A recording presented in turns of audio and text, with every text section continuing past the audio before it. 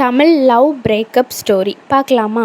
ஒருவரை மறக்கணும்னு முடிவு பண்ணுறது ஈஸி. ஆனால் தினமும் அவங்க நினைவு வந்துட்டே இருந்தால் அதுதான் உண்மையான காதல். அவன் பெயர் அர்ஜுன். சாதாரண மிடில் கிளாஸ் பையன். இவள் பெயர் நிவேதா. அவனுடைய வாழ்க்கையே அவள்தான். காலேஜில் தான் ஃபஸ்ட் டைம் அவளை மீட் பண்ணுறான். அவள் சிரிச்சா. அவனுக்கு உலகமே மறந்து போச்சு. முதல்ல ஃப்ரெண்ட்ஷிப்பில், அதுக்கப்புறமா லாஸ்ட் நைட்டு கால், குட் மார்னிங் டெக்ஸ்ட்டு, அன்எக்ஸ்பெக்ட் கேரு.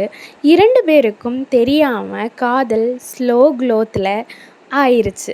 ட்ரெயினில் பைக் ரைடு போகிறது, பீச்சில் லாங் வாக் பண்ணுறது, பர்த்டேக்கு சர்ப்ரைஸ் பண்ணுறது அப்படின்னு அவனோட லைஃப்பில் அவளோட மெமரிஸ் அவ்வளோ இருந்தது. இவள் சொல்கிறாள், நீ இல்லைனா நான் இல்லை.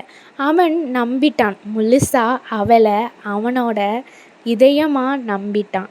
ஒரு நாள் அவள் மெசேஜுக்கு ரிப்ளை பண்ணவே இல்லை. காலை அவாய்ட் பண்ணுறா. பிஸிடா, லேட்டாக கால் பண்ணுறேன்னு சொல்கிறான். அந்த லேட் மீண்டும் வரவே இல்லை. ஒரு இரவு அவன் மெசேஜ் பண்ணான், என்னாச்சு நிவி? அதுக்கு அவள் பார்த்தும் ரிப்ளை இல்லாமல் இருந்தா. 5 நிமிஷம் ஆச்சு, 5 நிமிஷம் 10 நிமிஷமாக ஆச்சு, 10 நிமிஷம் 20 நிமிஷமாக ஆச்சு, 20 நிமிஷம் 1 ஹவராக ஆச்சு, 1 ஹவர் ஒரு அரை நாளாகவே ஆச்சு.